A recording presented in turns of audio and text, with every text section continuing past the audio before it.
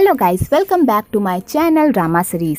Part 6 तक की कहानी आपको पिछले वीडियो में बता चुकी हूँ, जिसका लिंक आपको मेरे वीडियो सेक्शन में मिल जाएगा। पिछले एपिसोड में हमने देखा था कि वीर रोजाना को अपने साथ डांस करने को कहता है, तो रोजाना वीर के साथ हंसी खुशी डांस करने लगती है और दोनों डांस कर ही रहे होते हैं कि तभी वहाँ पर पार्थ आ जाता है और पार्थ उन दोनों को करीब देखकर तो जल के भून जाता है। तो वीर जैसे ही पार्थ को देखता है तो वो रोजाना को कहता है, अब मुझे घर जाना चाहिए, और वीर अपने घर चला जाता है। तो पार्थ रोजाना को कहता है, तुम मेरे दोस्त के कान में मेरे खिलाफ क्या जहर भर रही थी? क्या तुम उससे भी पैसे मांग रही थी? तुम जैसी औरतों का कोई भरोसा नहीं है। तुम जैसी औरत किसी भी आदमी को बर्बाद करने का कोई मौका नहीं छोड़ती। तो रोजाना को ये सुनकर बहुत ही गुस्सा आता है और वो कहती है, मैंने ऐसा कुछ भी नहीं किया है, तुम्हें गलतफहमी हो रही है। तो पार्थ कहता है, तुम्हें लेकर तो मुझे खासकर कोई गलतफहमी नहीं हो सकती। तुम जैसी लालची औरत को सिर्फ पैसों से मतलब होता है, जो पैसे के लिए किसी के भी साथ गुलछर्रे उड़ा सकती है। तो रोजाना को इस बात पर बहुत ही गुस्सा आता है और वो गुस्से से जाने लगती है। तो पार्थ उसे अपनी तरफ खींच लेता है और कहता है, क्यों बुरा लग रहा है? और पार्थ रोजाना की इंसल्ट करने लगता है कि तभी वहाँ पर पार्थ की माँ आ जाती है। तो रोजाना पार्थ की माँ को देख लेती है और पार्थ को बताती है कि उसकी माँ आ गई है। तो पार्थ अपनी माँ के सामने रोजाना को अच्छे से ट्रीट करता है और उसके साथ डांस करता है और कहता है, तुम मेरी माँ को बेवकूफ़ बना सकती हो पर मुझे नहीं। तुम्हारी कहानी पर मेरी माँ को जरूर भरोसा होगा पर मुझे नहीं। तो रोजाना कहती है, तुम्हें ये सब नाटक लग रहा है लेकिन यही सच्चाई है। इधर पार्थ की माँ उन दोनों को एक साथ देखकर बहुत खुश होती है पर वो वहाँ से जाने का नाम नहीं लेती। तो पार्थ अपनी माँ को वहाँ से भेजने के लिए रोजाना को जबरदस्ती किस कर लेता है। तो पार्थ की माँ ये सब देखकर बहुत खुश हो जाती है और वहाँ से चली जाती है। तो उसके बाद रोजाना पार्थ को खींचकर एक थप्पड़ मारती है और कहती है, तुम अपनी माँ की फीलिंग्स के साथ खेल रहे हो, तुम्हें शर्म नहीं आई ऐसी हरकत करते हुए? तो पार्थ कहता है, तुम्हें शर्म आई थी जब तुमने मेरी माँ का इस्तेमाल किया था। तुमने ये स्टोरी मेरी माँ की हमदर्दी पाने के लिए की ना, तो चलो फिर ये रिश्ता निभाते हैं। तुम अपना फर्ज निभाओ और मेरा। हम दोनों माँ के सामने एक अच्छे पति पत्नी होने का नाटक करेंगे और इसके बाद हम दोनों के बीच कोई भी रिश्ता नहीं होगा, समझी? तो रोजाना कहती है, ठीक है। आगे पार्थ की माँ रोजाना को पार्थ के रूम में शिफ्ट होने को कहती है तो रोजाना जाने से मना कर देती है। तो पार्थ की माँ कहती है, अगर तुम मुझे अपनी माँ मानती हो तो तुम मेरा कहा नहीं टालोगी। तो बेचारी रोजाना पार्थ की माँ का कहना मान लेती है और उसे मजबूरन पार्थ के में जाकर रहना पड़ता है। आगे पार्थ की माँ उन दोनों को करीब लाने के लिए वहाँ की लाइट्स ऑफ कर देती है और उन्हें लगता है कि अगर इन दोनों का बच्चा हो गया तो इन दोनों की लाइफ में सब कुछ ठीक हो जाएगा। तो पार्थ रोजाना को रूम के अंदर लेकर आता है तो रोजाना बहुत ही डरी हुई होती है। तो पार्थ सोफे पर बेड बनाता है तो रोजाना कहती है, थैंक यू मेरे लिए बेड बनाने के लिए। तो पार्थ कहता है, किसने कहा कि मैं तुम्हारे लिए बेड बना रहा हूँ? ये गलतफहमी मत पालना कि मैं तुम्हारे साथ रहने लगा तो मुझे तुमसे प्यार हो जाएगा। तुम जैसी लड़की से तो मुझे कभी भी प्यार नहीं होगा। तुम जैसी औरतों को देखकर मुझे घिन आती है और उल्टी भी। तो रोजाना कहती है, अगर ऐसी बात है तो रोजाना पार्थ को उल्टी करने को कहती है। तो पार्थ को रोजाना पर बहुत गुस्सा आता है और वो कहता है, इस तरह मेरे साथ पेश मत आओ वरना तुम्हारे साथ बहुत बुरा होगा। तो रोजाना कहती है, तुमसे बुरा तो और कोई हो भी नहीं सकता और तुम भी ये गलतफहमी मत पालना। मैं कौन सा तुम जैसे आदमी से प्यार करने के लिए मरी जा रही हूँ? तुम जैसे आदमी से तो कोई भी प्यार नहीं कर सकता। तो पार्थ को रोजाना पर बहुत गुस्सा आता है और पार्थ रोजाना को बेड पर धकेल देता है। तो रोजाना पार्थ को देखकर पूरी तरह डर जाती है और चुपचाप जाकर सो जाती है। तो पार्थ भी जाकर सोफे पर सो जाता है। आगे रोजाना को नींद नहीं आती क्योंकि पार्थ बहुत ही अजीब अजीब हरकतें कर रहा होता है। तो पार्थ के सो जाने के बाद रोजाना उसके पास से आती है और उसे कम्बल ओढ़ाती है और उसे बहुत ही प्यार से देखती है और कहती है, ये सोते हुए कितना प्यारा लगता है। अगर ये मुझसे पागलों की तरह ना लड़े तो ये कितना। तो रोजाना ये बात पूरी करने ही वाली होती है कि तभी पार्थ रोजाना को डरा देता है। तो रोजाना डर के सीधा जाकर सो जाती है। इधर पार्थ सोया हुआ नहीं होता, वो रोजाना की सारी बातें सुन रहा होता है और वो रोजाना की बातों को सुनकर स्माइल करता है, लेकिन बाद में वो फिर से अपनी सड़ी हुई शक्ल पर वापस आ जाता है। अगली सुबह जब पार्थ की नींद खुलती है तो वो देखता है कि टेबल पर उसके लिए चाय रखी हुई है और उसके कपड़े भी तैयार करके रखे हुए हैं। तो पार्थ को ये सब देखकर बहुत ही गुस्सा आता है और वो गुस्से से रोजाना के पास जाता है और कहता है, तुम्हें किसने कहा मेरे सामानों को हाथ लगाने के लिए? अगर आइंदा से तुमने मेरे सामानों को हाथ लगाया तो मैं तुम्हें नहीं छोड़ूंगा। हम साथ रह रहे हैं, इसका मतलब ये नहीं कि तुम मेरी वाइफ हो और मैंने तुम्हें वाइफ के सारे हक दे दिए हैं। तुम सिर्फ मेरी एक नौकरानी हो, इसलिए अपने हद में रहो। अगर आइंदा से तुमने मेरी लाइफ में टांग अड़ाने की कोशिश की तो अच्छा नहीं होगा। तो रोजाना कहती है, मैंने ये सब तुम्हारी वाइफ होने के नाते नहीं की, मैं तुम्हारी एक नौकर हूँ ना, तो नौकर का काम ही यही होता है, मालिक की देखभाल करना। तो मैं वही कर रही थी, लेकिन मैं भूल गई थी तुम जैसे इंसान के लिए ये सब करना भी एक पाप है। तो पार्थ रोजाना पर गुस्सा निकालकर बाथरूम चला जाता है। तो बाथरूम में जाकर वो देखता है कि उसके ब्रश पर भी पेस्ट लगा हुआ है। तो पार्थ पहले तो उसे गुस्से से फेंकने वाला होता है, लेकिन बाद में उसे देखकर वो स्माइल करता है और उसी ब्रश से वो मुंह धोता है और रोजाना के बारे में सोच सोच कर स्माइल करता है। दूसरी तरफ रोजाना की जान जा रही होती है। पार्थ इस बार भी उसे इस काम के लिए खूब डांटेगा और बेचारी यही बात सोच सोच कर परेशान होती है। आगे रोजाना घर के सारे काम करती है। तो आंटी प्रज्ञा रोजाना से माफी मांगती है। तो रोजाना कहती है, मैंने आपको माफ किया, आपको नहीं पता था कि मैं कौन हूँ। आगे पार्थ खाने पर आता है। तो छाया पार्थ को कहती है, मालकिन आप ही का इंतजार कर रही थी, उन्होंने अभी तक खाना नहीं खाया, क्या मैं उन्हें बुला दूं? तो पार्थ कहता है, कोई जरूरत नहीं है। और पार्थ रोजाना को देखते हुए खाना खाता है कि तभी उधर से रोजाना आती है फ्लावर लेकर और उसे टेबल पर रखकर खाना खाने के लिए बैठ जाती है। तो पार्थ कहता है, आइंदा से मेरा इंतजार मत करना, अगर तुम्हें भूख लगे तो खाना खा लेना। तो रोजाना कहती है, तुम्हारा मेरा एक टेबल पर बैठकर खाना पसंद नहीं है तो मैं आइंदा से नहीं आऊंगी। तो पार्थ कहता है, अगर तुम्हें ऐसा लगता है तो तुम पहले ही खाना खा लेती। और इस बात पर भी दोनों में बहस होने लगती है कि तभी उधर से सानिया आती है। तो रोजाना कहती है, तुम सही टाइम पर आई हो, आओ खाना खा लो। तो सानिया कहती है, मैं तुमसे बात करने नहीं आई हूँ, मुझे पार्थ से बात करनी है, वो भी अकेले में। तो रोजाना कहती है, ठीक है, मेरा वैसे भी खाना हो गया है, तुम दोनों बात कर सकते हो। और रोजाना वहाँ से चली जाती है। तो पार्थ को बहुत ही गुस्सा आता है रोजाना के एटीट्यूड को देखकर। आगे सानिया पार्थ पर बहुत गुस्सा करती है कि उसने उसे ये बात क्यों नहीं बताई कि उसकी शादी हो गई है रोजाना से।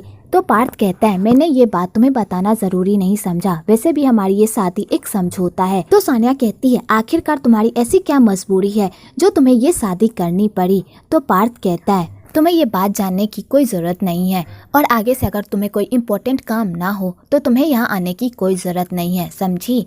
और पार्थ ये कहकर वहाँ से चला जाता है। तो सानिया को बहुत ही गुस्सा आता है कि पार्थ ने उससे इस तरह बात की।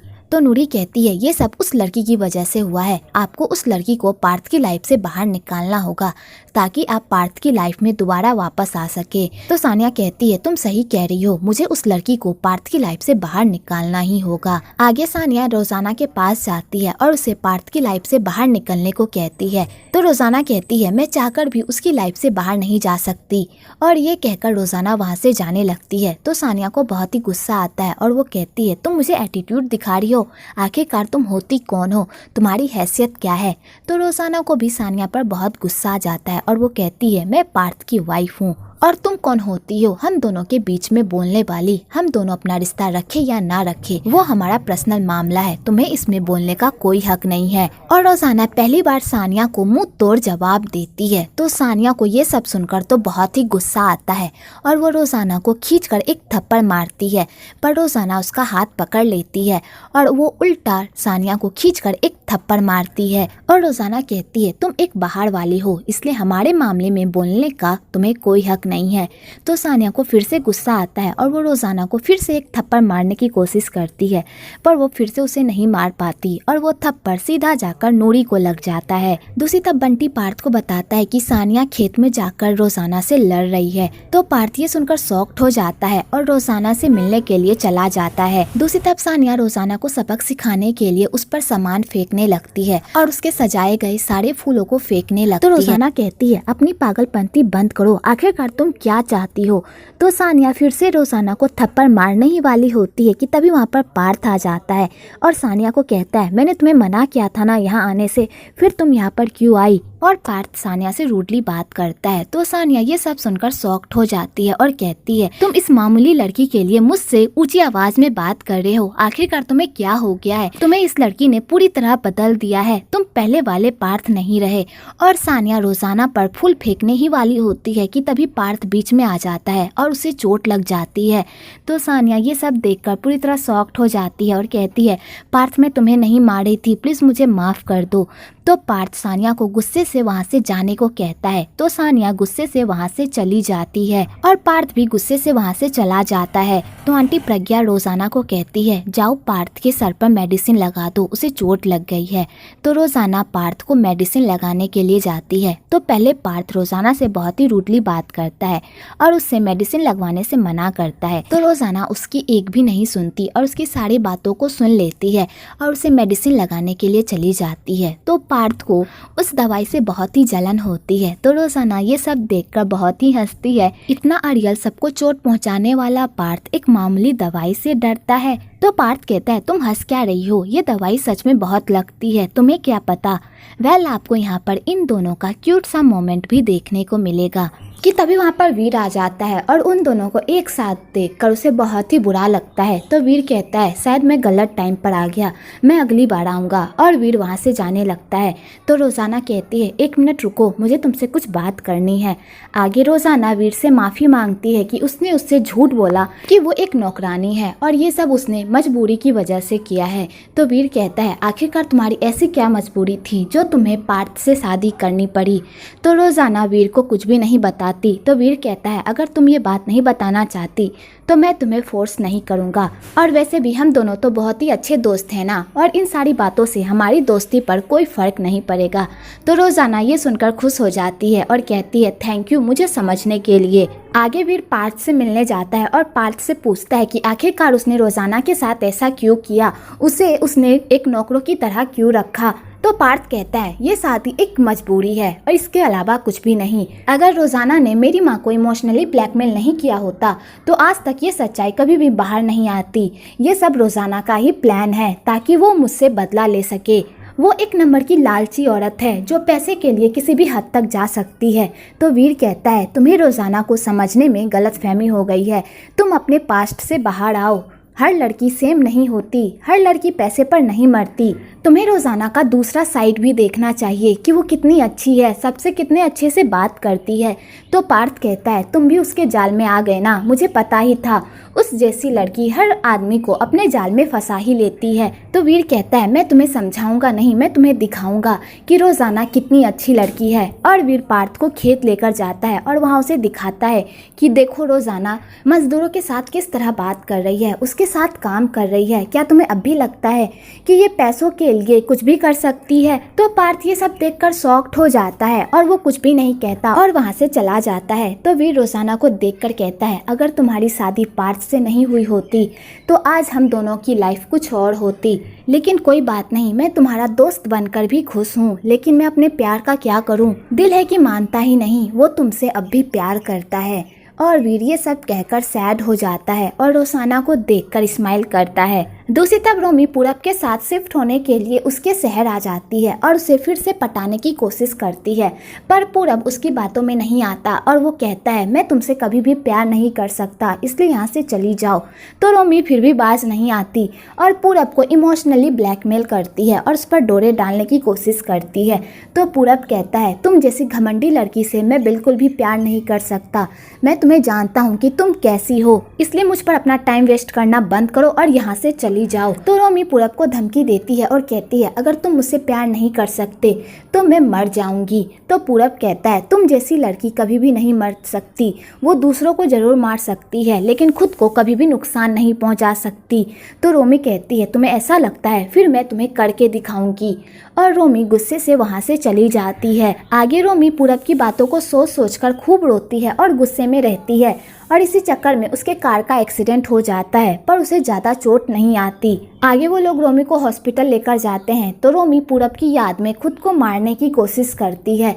तो रोमी की माँ रोमी को रोकने की कोशिश करती है पर रोमी अपनी माँ की भी नहीं सुनती। तो रोमी की माँ को भी रोमी पर गुस्सा आ जाता है और वो कहती है अगर तुम्हें मरना है तो मरो, मैं तुम्हें नहीं रोकूंगी, लेकिन इसके बाद क्या होगा?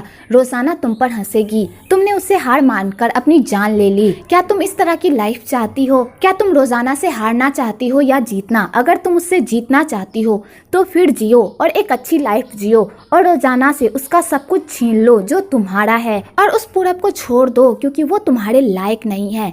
मैं नहीं चाहती कि मेरी बेटी एक लूजर बने, मैं तो चाहती हूँ कि मेरी बेटी एक विनर बने जिसका दुनिया की सारी ऐशो आराम पर हक हो। तो रोमी अपनी माँ की बात सुनकर रुक जाती है और कहती है मैं रोजाना से उसका सब कुछ छीन लूंगी, जिस तरह उसने मुझे बर्बाद किया है मैं भी उसे बर्बाद करके रहूंगी। और रोमी पूरब को अपने दिल से निकाल देती है। दूसरी तरफ रोजाना सोई हुई होती है तो वो नींद में अपने पापा को याद कर रही होती है और उन्हें याद कर इमोशनल हो जाती है। तो पार्थ जब रोजाना की ऐसी हालत देखता है तो वो रोजाना के पास जाता है और उसे संभालता है।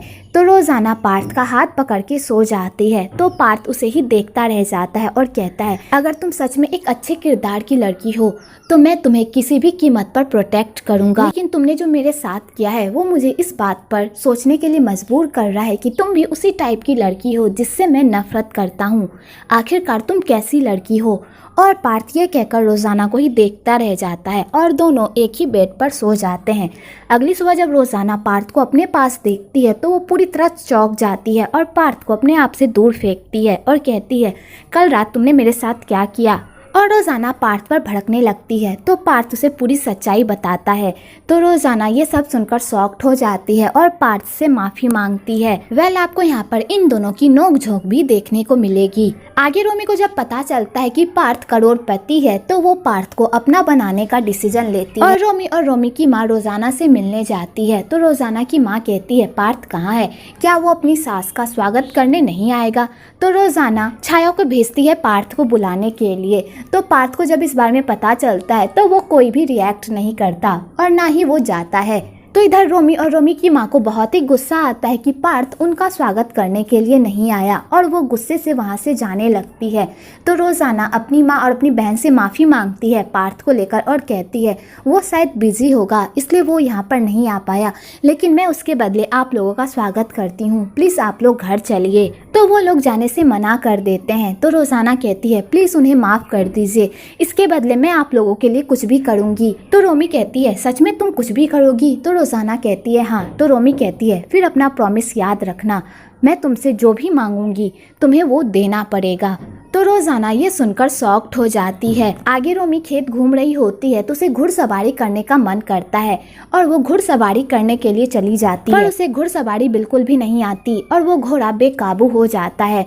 तो रोमी पूरी तरह हेल्प हेल्प चिल्लाने लगती है। तो पार्थ जैसे ही रोमी को प्रॉब्लम में देखता है तो वो उसकी हेल्प करने के लिए चला जाता है और उसकी जान बचाता है।